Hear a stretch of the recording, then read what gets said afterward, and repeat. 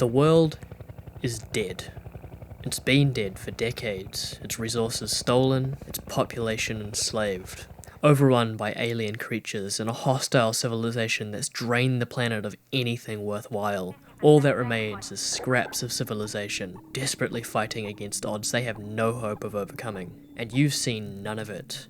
You've been gone the whole time, unaware of the turmoil your home has been under, unknowing that all that's left is the burnt remains of a once great world, set aflame by forces beyond our understanding. You've been resting, but now it's time for you to wake up and smell the ashes. This is the pitch to Half-Life 2. It's the game's pervasive tone felt throughout the experience, whether that be the oppressive atmosphere of your introduction to City 17, the chilling quietness of the town of Ravenholm, the hellish metallic architecture of Nova Prospekt and the Citadel, or the insurmountable odds of your battle across the city. It's one of the game's greatest strengths, as even in the most disparate ideas is layered on top of this thematic core. Every location and chapter tells individual stories, whether that be through their narratives or just the atmospheres they create, all about the world enslaved by the Combine. And my favourite take on this is not your journey through Ravenholm, nor the extremely compelling introductory chapters. No, instead it's just a simple, lonely drive up a stretch of road along the coast. A road called Highway 17.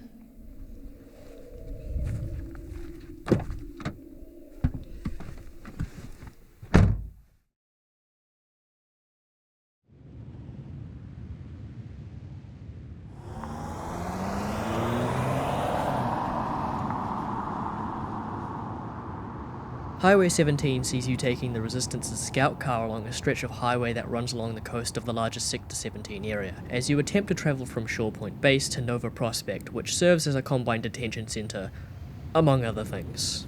On your long drive, you come across various structures and roadblocks that force you to hop out and explore on foot, running the gambit from abandoned buildings, resistance bases, and traps that the Combine have set in order to catch you.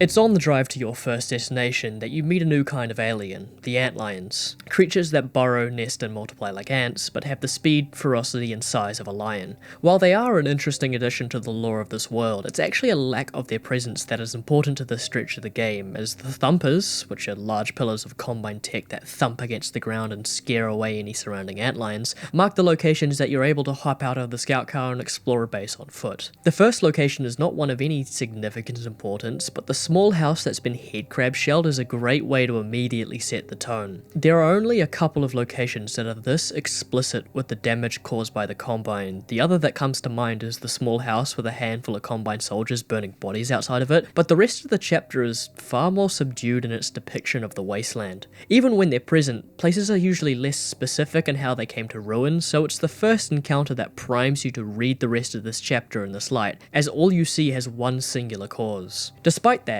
you will get to see them at the next stop. Another small house, but this time it's occupied by more than just headcrabs. It's here you're introduced to a new flavour of Combine soldier, the shotgunner. If we had more time to get into the back third of the game, I would have some very unkind words to say about these guys being used very poorly in tight spaces, but it's easy enough to keep your distance in the open maps of the highway, so I'll put those words aside. What's more interesting is the set of binoculars, which look out over the water towards the next location, the first resistance base along the highway. It's unnerving, in a way, seeing them watch over the base without taking direct action. You always assume they do stuff like this, with all the ways that point insertion shows them attempting to dehumanize the population. Spying is a natural conclusion to come to, but seeing it firsthand only strengthens the tension in the air when you arrive at the base. It doesn't take long for that tension to break, as your arrival at the base is marked by your first encounter with an enemy we'll get more into later. In this case, it's really only a tutorial for the newly acquired RPG, with ample cover and no soldiers on the ground to take up your attention, but the fight does act to conclude this little segment of the chapter. These first stops define the pattern that the rest of the chapter will follow, and mirror what will happen at the end once you reach the other resistance base, a little setup for future events. But that's not for now. We should move on to our next stop.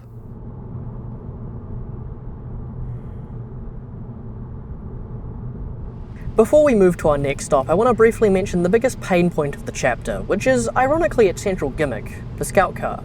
The improvements to the physics engine have made the car a little more handleable over the years, but it's still Half-Life 2 era physics sims. It's never going to be an ideal experience.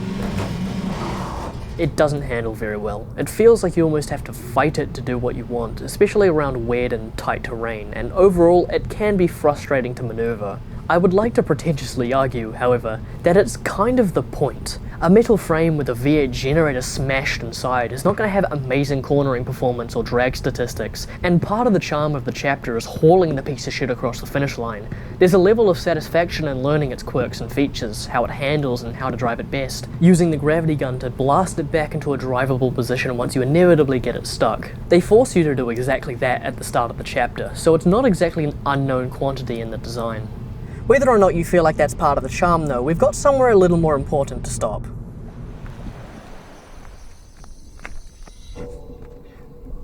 Highway 17 isn't actually a super complex part of the game in terms of structure. It's actually rather simple. You drive to a place, you stop either by your own volition or by force, you have a look around and maybe a fight, and then you drive on to another location and you repeat this until the chapter is done. But it's this focus on small, isolated locations, as well as the space around them, which creates a discernible, chilling tone, despite its simplicity. Travelling from place to place intrinsically creates a greater sense of world than exploring one location, albeit with the trade-off that each location cannot be as fully realised. The structures that you come across, then, work to paint a broader picture of the world around you. While each stop may not have the strength and nuance as a more integrated, singular location, the ruins of the coast explore the wider implications of the state of the world in a way which is only matched by the introduction. Although not entirely literal, there is a sense of emptiness to the chapter. The road is crumbling away, at some points being completely unnavigable, littered with the husks of old Soviet-era vehicles. All signs of life that used to occupy the highway are gone, either replaced by faceless enemy Combine soldiers, or disparate resistance bases claimed from the wreckage of old homes. Much of the game has this tone of emptiness and isolation, and it's on the open road where that tone works its best, in a vast amount of land that feels abandoned. Not only in the physical structures you find, but also in the natural environment. What should be a scenic coastal road is now bordering slimy sandbanks infested with hordes and hordes of antlions. This is never more apparent than at the docks, where it becomes clear that the waterline has massively receded away. There are boats strewn across the sand, presumably resting on what was once ocean. A detail which is never explicitly mentioned within the text of the game is that among the various forms of oppression and subjugation the Combine have placed upon Earth, they have also been draining its natural resources. There are examples outside this chapter as well. The abundance of toxic sludge in the place of water throughout the opening chapters is another good example, but either way, this fact only adds to the sense of emptiness. Not only is there no activity, no maintenance, barely any signs of life that aren't alien, there is quite literally less ocean than there should be, a startling reminder of just how much the Combine have taken away. For how horrible their actions are, it's never clear why they might be doing this. In fact, nailing down any kind of motivation for the actions of the Combine other than to oppress and enslave is pretty much impossible. The chapter, and by and large the rest of the game, really only deals with the consequences of the Combine occupation. You may not know their end goal, but you feel the actions they've taken to achieve it. And that's what's important, right? This is the main strength of the Half-Life series' approach to storytelling, focusing on the world and your interactions within it, rather than just on the specifics of what's driving the plot. That's always been the point. You can often just forget what the narrative objective is because it's not actually that important that you're driving from Shorepoint Base to Nova Prospect in order to rescue Eli Vance. It's certainly not unimportant, but what's most important is exploring the coast, of having this journey across a diorama of a desolate world, of using the gameplay of a vehicle level to have you experience these empty, abandoned landscapes to make you feel what's been taken away and understand how little remains. Sure, the driving gameplay may be a narrative device to justify the vast amount of distance you have to travel, but its true purpose is to show you a vast amount of this world's landscape, to let you truly experience the wasteland of Combine-occupied Earth. Nothing quite captures the extent of that damage, quite like the highway.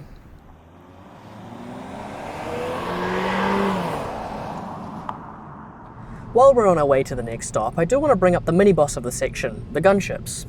While gunships are used throughout the rest of the game, once you get into the third day, it is mostly Striders, which does make them feel at least a little unique to this chapter, or at least more broadly the coast. While the main gimmick of their AI might seem like a fairly obvious bit of design, that they attack the rockets you fire, causing you to have to use the laser guidance system to dance around the gunship's fire, this is actually a bug. Well, it's a feature, not a bug, but it was introduced as a bug in the target prioritization code of the Gunships AI, causing them to find the rockets more interesting than the player. The developers then presumably rejoiced when they found out it played so well in playtests that they wouldn't have to do any work to fix it. Gunships are actually not dissimilar to another enemy we've already faced, the Hunter Chopper, albeit with less health, different flying patterns, and a more accurate and deadly pulse cannon.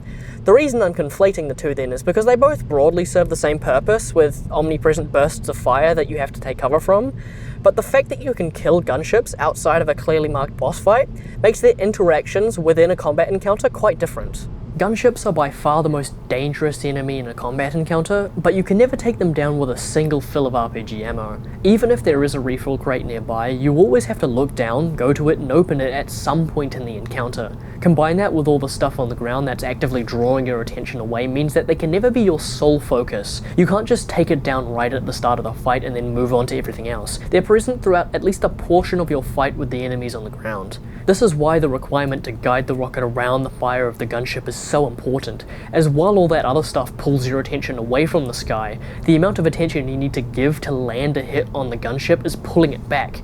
It creates a natural push and pull to your focus during combat, which creates a more dynamic and interesting experience. These first couple of encounters might make them seem simple, but they do get more interesting as we move along our drive. Should we get to that then? I think so, because we're about to arrive at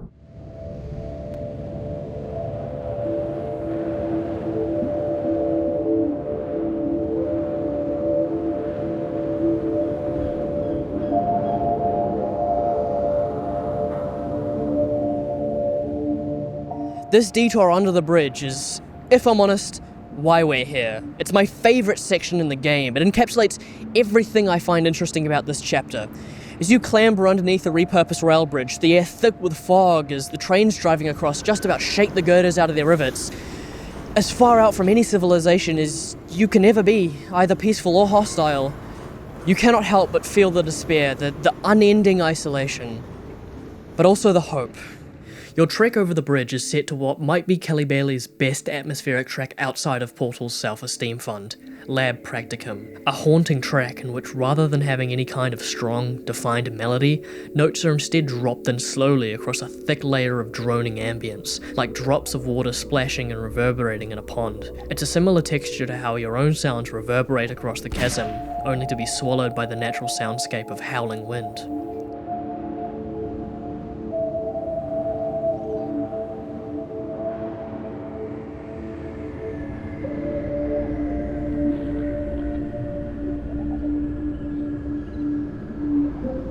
What are you going to do against the might of the Combine?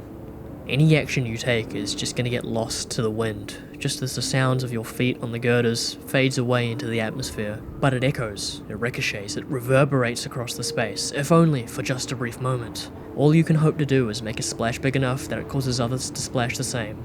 And one day, you all might be able to move an ocean. It's only in a space such as this that causes such reflection.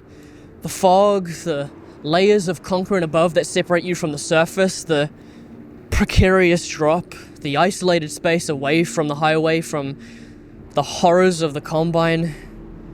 It's a space I almost dare describe as liminal. This makes the choice to place this piece of music here seem very deliberate, as while the track's title leads me to believe that the second time you hear it in Kleiner's lab is the primary location of the track, its placement under the bridge has so much more impact. In the lab, it only acts as the background to a cutscene, impactful in its own way, but it plays second fiddle to the story being told. But out here, underneath the bridge, it's what creates the meaning of this moment.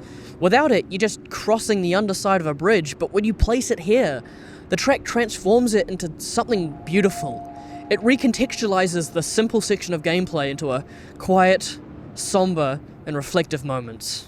It's a powerful moment in the game, but there's only so much you can get out of a quiet moment in a game mostly comprised of shooting things. As much as I love this moment, it works because it's brief. I crossed the bridge before the track even finished, so it's not a long stretch of gameplay, but it works because it's a short bit of gameplay that's contrasted by what follows immediately after.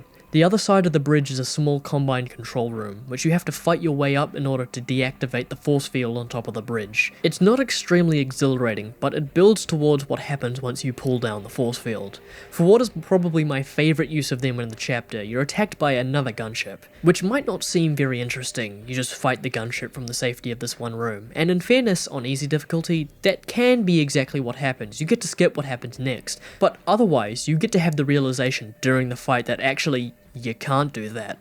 I've run out of rockets, and I'm pretty sure the only resupply crate is... oh god.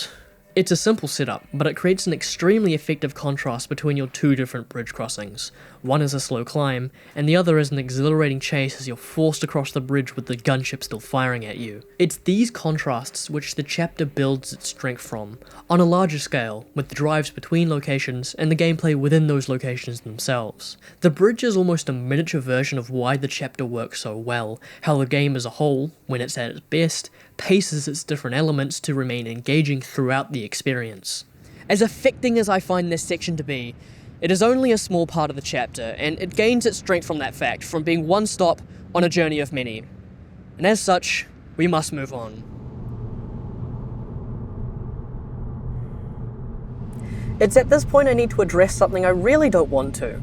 The chapter ended with the bridge. The map just before Lighthouse Point, your next and final location along Highway 17, marks the start of Sandtraps, despite the fact that it makes much more sense for that chapter to start after the lighthouse. I remember reading somewhere in a source that I can't find anymore and might not even exist, that apparently in the day one release of Half-Life 2, Sandtraps did in fact start after Lighthouse Point, and after finding a used copy of the day one release, taking it to university and covertly dumping the disk's contents from one of their computers because it was the only access I had to a disk drive, figuring out how to turn those extracted files into a playable executable by decompressing everything and tricking the game into thinking it's communicating with Steam, I can confirm, that's not true. At least I got to play the release build of Half-Life 2, which was, at the very least, interesting. And as an upside, it was a massive pain in the ass, and I just definitively proved that the chapter titles don't make sense. Wait, shit. Regardless of what the chapter title says, however, you still have one more location along the titular highway, and if you're okay with me referring to everything along the highway as being the chapter Highway 17, and you're all good to ignore what these 5 seconds of footage say, then we should be fine. Good? Let's move along then, because we have a couple of small stops before we reach the lighthouse, just a small blockade set up by the Combine, and a simple puzzle where you find a couple of batteries to operate this gate, with a cheeky little Combine ambush for both along the way. After that though, we've come to the end of the road.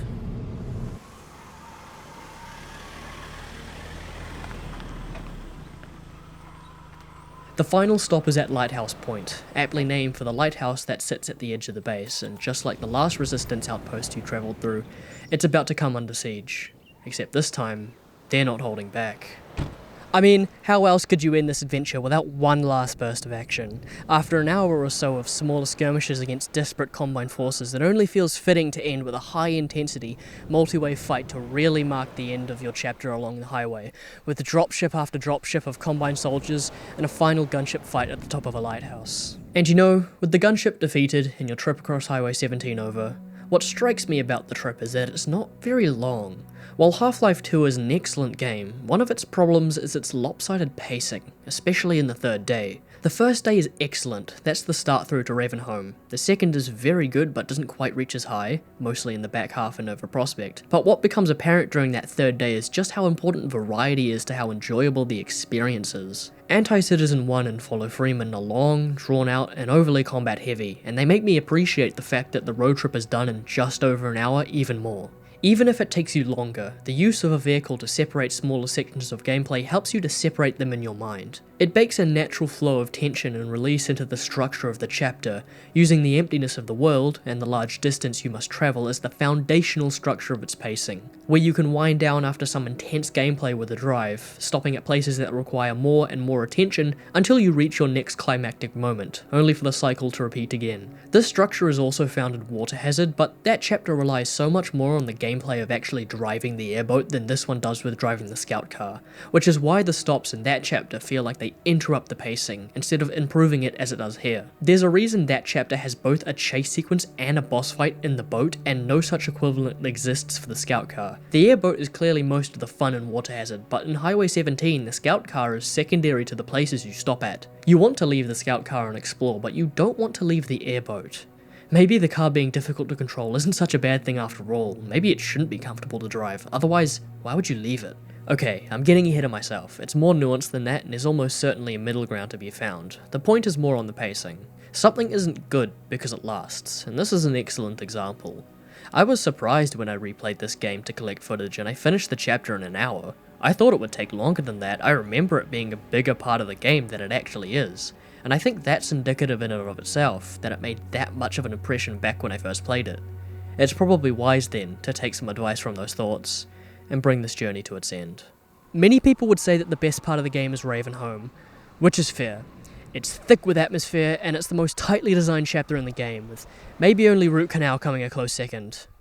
It's never been my favourite though. I don't know, maybe it's just my fondness for road trips, but the journey across Highway 17 has always been what I think of when I think of Half-Life 2. Whether or not you agree, whether or not you think it's as interesting as I do, whether or not you even think it's good, that's up to you. But I hope this trip has made you appreciate it just a little bit more.